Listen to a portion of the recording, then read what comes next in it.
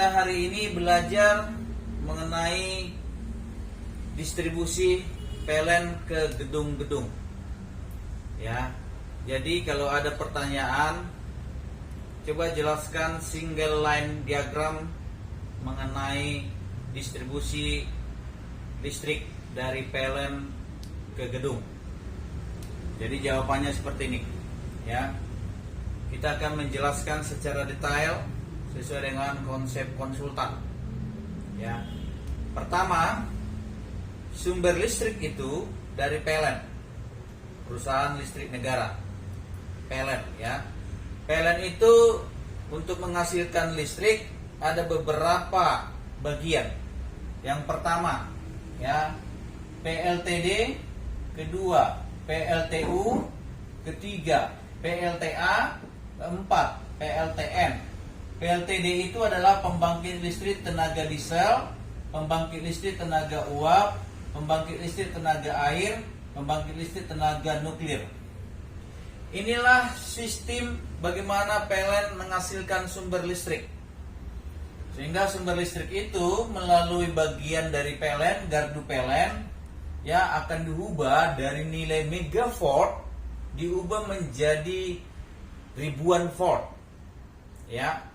Ya, jadi sehingga gedung-gedung maupun pabrik maupun kantor-kantor, ya, semua itu membutuhkan suplai dari PLN sebesar 20 kV. Ya, 20 kV. Jadi nanti sebelum masuk ke gedung, ya, ada istilah PUTM PLN. PUTM PLN itu akan menghasilkan 20 kV yang dialirkan kepada PUTM gedung. Jadi ada dua PUTM. PUTM milik PLN, PUTM milik gedung. Nah, ini yang saya tunjuk adalah PUTM milik gedung. Sebelum masuk ke PUTM milik gedung, di PUTM ini sendiri ada incoming untuk panel arrestor. Ya. Tujuan dari panel incoming arrestor sebelum masuk ke panel PUTM gedung adalah sebagai proteksi jika ada tegangan lebih. Tegangan lebih bisa terjadi karena lonjakan, karena adanya petir, karena adanya permasalahan dari PLN.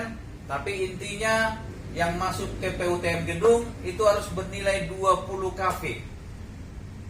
Ya, tidak boleh lebih, 30 kV tidak boleh. Pokoknya intinya arahnya supaya PUTM menerima 20 kV. Toleransi boleh, ya, 10-5% boleh toleransi. Tetapi arahnya tetap 20 kV. Sehingga PUTM yang datang dari PLN itu 3 kabel RST masuk ke PUTM. Setelah itu dari PUTM, ya, yang keluar dari PUTM RST itu masuk ke trafo. Trafo ada dua jenis, ada trafo basah, ada trafo kering. Untuk mengenai trafo basah, silakan tonton video saya trafo basah. Untuk trafo kering, silakan tonton video saya trafo kering, supaya kamu mengerti sistem kerja trafo dan bagaimana perawatannya. Nah, sekarang dari trafo ini tegangan 20 kV atau 20.000 volt, ya, diubah. Karena fungsi trafo adalah step down dan step up tegangan. Jadi di posisi sekarang ini dia step down. Artinya menurunkan tegangan dari 20 kV menjadi 400 volt. 400 volt, ya. Tapi yang dikeluarkan trafo ada 3 kabel, yaitu R, S, T, netral. Pak, pertanyaan, netral dari mana? Dari inti core lilitan pada trafo. Dari inti core. Ya, inti core dari RST, sehingga ada netral. Tujuannya supaya kita bisa menggunakan tegangan satu pas. Karena kalau ketemu R dengan N, S dengan N, T dengan N, itu semua menghasilkan tegangan satu pas. Tetapi jika kau hubungkan R dengan S dengan T, R dengan T, maka yang kamu hasilkan adalah tegangan 3 pas sebesar 380 volt. Kenapa tidak 400, Pak? Karena memang konsepnya adalah ada rugi-rugi. Kita selalu pakai 380 volt. Ya. Kemudian dari trafo dialirkanlah ke bagian PUTR. Ini PUTR. panel utama tegangan rendah, ya, PUTR. Jadi dari trafo udah keluar 400 volt, dialirkan ke PUTR.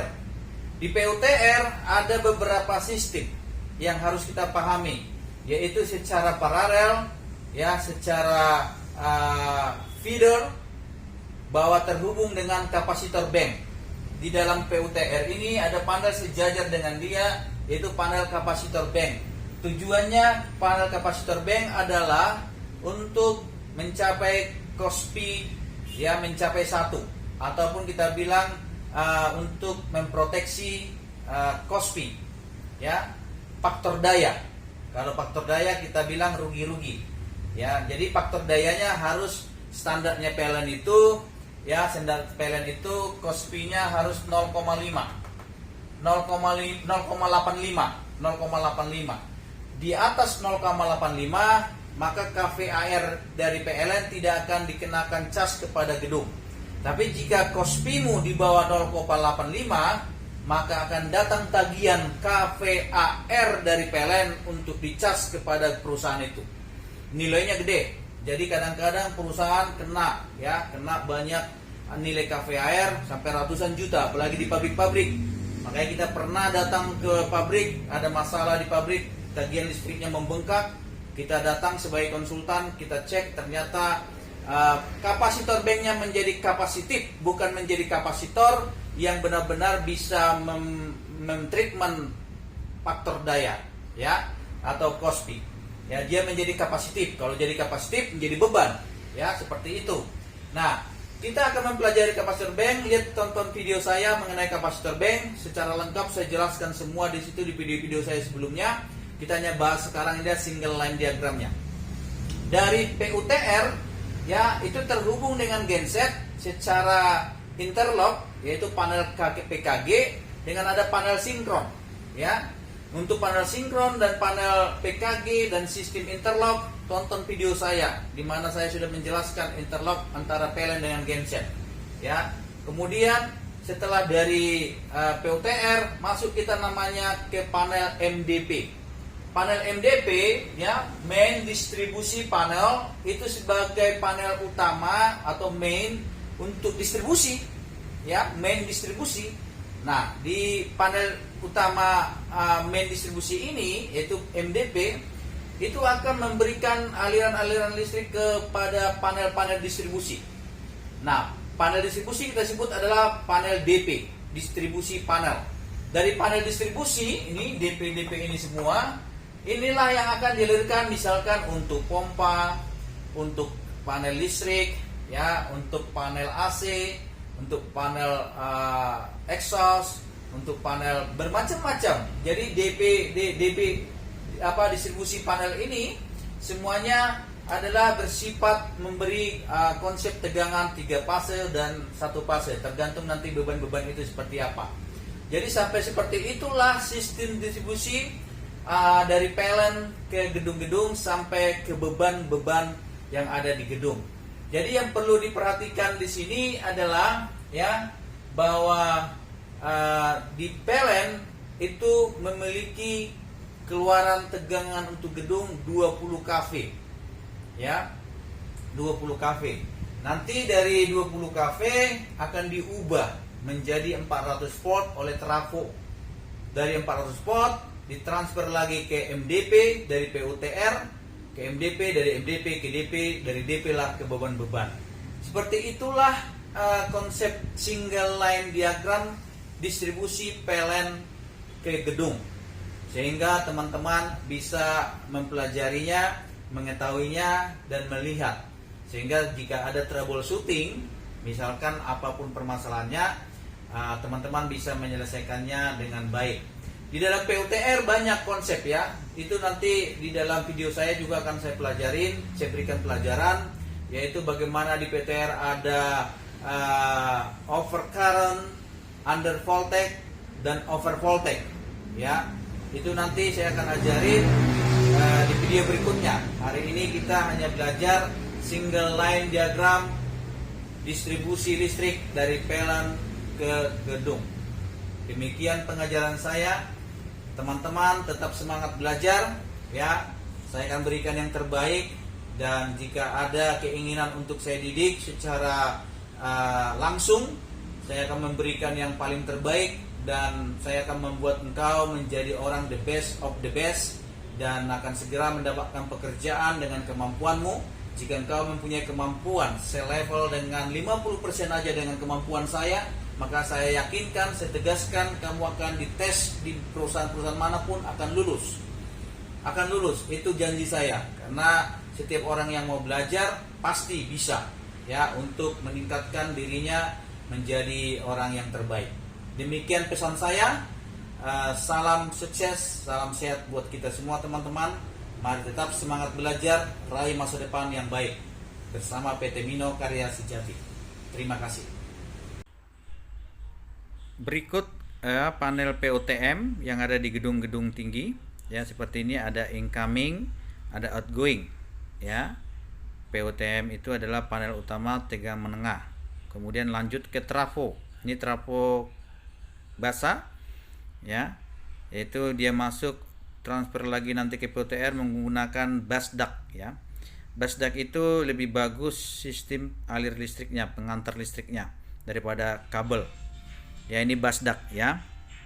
Lihat bus duct masuk ke panel POTM. Nah, ini yang disebut POTR ya, POTR. Ini yang disebut panel utama tegangan rendah. Ya, incoming PLN. Nah, bisa kita baca incoming PLN. Ya, nanti dipisahkan ada incoming PLN untuk sistem fire ya. Sistem fire itu adalah sistem hydrant pump dan sistem fire alarm. Lihat, baca incoming PLN. Jadi ini datang dari trafo masuk ke sini ya, ke POTR. Di POTR ini ada namanya feeder ya. Ini adalah feeder untuk terhubungnya suatu sistem antara panel kapasitor bank. Ini panel kapasitor bank nanti, ini feeder tadi yang saya jelasin. Ya. Ini feeder untuk antara komunikasi ya, komunikasi antara panel.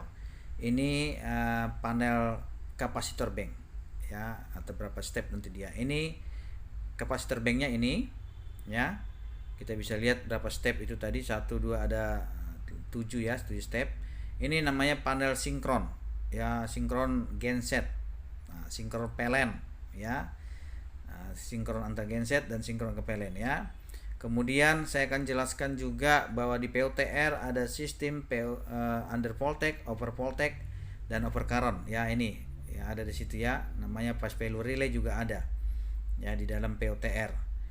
Jadi dari POTR masuk nanti ke sistem MDP, dari sistem MDP masuk ke sistem DP ya. Demikianlah konsepnya. Untuk dari POTM gambar ataupun video langsung dari POTM ke trafo, dari trafo ke POTR, dari POTR ke MDP ke DP. Nanti kita lihat DP-nya. Berikut saya jelaskan ya. Ini namanya panel distribusi ya. Sebagai distribusi untuk sumber listrik ke beban ya, termasuk misalkan ke pompa, ke AC, ke penerangan, ke stop kontak ya. Ya, ini panel distribusi. Kita bisa lihat panel distribusi ya di dalamnya. Nah, panel distribusi hanya seperti ini ya. Ini saya usahakan berantakan karena memang panel seperti ini saya training anak-anak ya, dimana panel timer waktu, panel kontaktor untuk menghidupkan suatu sistem stop kontak. Ini untuk menghidupkan suatu sistem penerangan. Jadi inilah yang disebut panel distribusi ya. Kalau kabel-kabel berantakan, ini karena saya lagi mentraining anak didik saya supaya mereka menguasai panel-panel. Ya, inilah yang disebut panel distribusi. Ada voltmeter, ada ampermeter, selector switch, push bottom off, on, ya seperti itu. Nah, ada pilot lamp, RST. Jadi anak-anak yang saya didik harus bisa merangkai atau memasang panel atau merakit panel. Harus mampu anak-anak didik saya ya. Karena ini mudah sekali, yang penting niat belajarnya saja. Ya. Demikian pelatihan saya hari ini. Terima kasih.